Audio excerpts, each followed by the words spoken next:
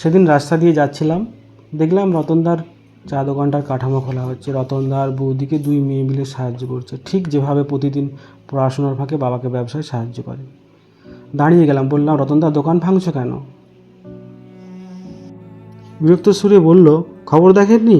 1 মাসের মধ্যে জবরদখলকারীদের উঠে যেতে বলেছে। পৌরসভা থেকে মাইকে বলছে কয়েকদিন ধরেই। আর কোনো কথা বলার ভাষা খুঁজে পেলাম না। অবশ্য ভাষা মাঝে মাঝেই হারিয়ে যায় আমাদের। যেমন এই যে আমরা সবাই জানি আমাদের আশেপাশের বিভিন্ন ব্যক্তিরা যারা টাকা দিয়ে স্কুলে ও অন্যান্য সরকারি দপ্তরে চাকরি পেয়েছে, বা বিভিন্ন নেতাদের আত্মীয়রা সহজে অতি দুর্লভ চাকরি পেয়েছে, তারা তাদের পরিবার নিয়ে দিব্যি আছে, প্রতি মাসে ইনকাম হচ্ছে তাদের। আচ্ছা, আমাদের এই উন্নয়নশীল সমাজে তারা কি জবরদখলকারী নয়? তাদের কেন উচ্ছেদ হয় না? আর তদন্ত হলেও কিছুই খুঁজে পাওয়া যায় না কেন? আসলে তা নয়, সমাজের দুর্বল বলতে আর্থিক দিক থেকে যারা দুর্বল তারাই সহজ টার্গেট হয় সবসময় কোনো নির্দেশ দেওয়ার ক্ষেত্রে। তাদের জবরদখলটাই অবৈধ হয় তেনাদের চোখে। ভোটারদের ঠকানো হয় বারবার, এটাই সমাজের চরম বাস্তবতা। কর্মসংস্থান নেই, তাই নিজে থেকে কোনো কিছু একটা করতে যাওয়াও মুশকিল, সে চপ বেচাই হোক বা চা বেচা। যথারীতি এগোচ্ছে, দেখলাম স্কুলের দেওয়ালে কে যেন কিছু একটা লিখে পোস্টার দিয়েছে।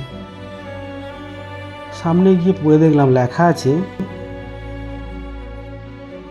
বিচার ব্যবস্থায় চাকরি করা মানে বেচারা ব্যবস্থায় চাকরি করা, রাজনৈতিক পার্টি করা মানে বৈধভাবে সমাজের মুখে পটি করা। মানে হাসতে হাসতে সাইকেল নিয়ে এগিয়ে চললাম। দেখি স্কুলের কিছুটা দূরে আমাদের পৌরপ্রধানের বাড়ি। সামনে কিছু লোক খুব হট্টগোল করছে। সামনে গিয়ে জানতে পারলাম এনারা সব রাস্তার ধারের জবরদখলকারী। তাদের দোকান ফুটপাতের ধারে বসানোর জন্য সমাজের মাননীয় স্যার টাকা তুলেছিলেন। তাদের দোকান রুটি রোজগার সব তুলে দিতে হচ্ছে, তাই টাকা ফেরতের দাবিতে তারা এসেছে। কে একজন পাশ থেকে স্লোগান দিল, খেলা হবে, খেলা হবে। আমি আর না দাঁড়িয়ে টিউশন পড়ানোর জন্য গন্তব্যের দিকে এগিয়ে চললাম। সত্যিই কি অদ্ভুত খেলা! রাজনীতি ব্যবহার করে দুর্নীতি করা, আবার প্রশাসন ব্যবহার করে চাপা দেওয়ার চেষ্টা। এটাই হলো আসল উন্নয়ন বা আসল নীতি। এটাই হলো রাজাদের নীতি, রাজনীতি। আমি টিউশন পড়াই, এমএসসি বিএড করা বেকার যুবক, আমার কথায় কে গুরুত্ব দেবে? আর না হলে বলবে হতাশায় ভুগছে। তাই সোশ্যাল মিডিয়ায় নিজের অভিজ্ঞতা শেয়ার করলাম। মোবাইলটা বিদেশি কোম্পানির ও আমার টিউশনের টাকায় কেনা, ফেসবুকটাও বিদেশি কোম্পানির, এখানে সবই বিদেশি ব্যাপার। তাই দেশীয় কথা তুলে ধরলাম, কেউ মনে হয় দেখতেও পাবে না বা বুঝতেও পারবে না। আর সর্বশেষ দুঃখটা জানিয়ে রাখি, সমাজের অনেকেই এটাতে আরও আনন্দ পাবে, কারণ এখন তো আমরা সবাই অন্যের দুঃখ দেখে আনন্দ পাই বেশি।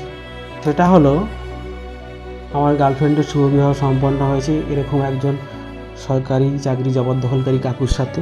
এসএসসি নেই, চাকরি নেই, ব্যবসা করার টাকাও নেই, তবুও জীবনে আমি একজন সফল জবরদখলকারী হওয়ার অপেক্ষা।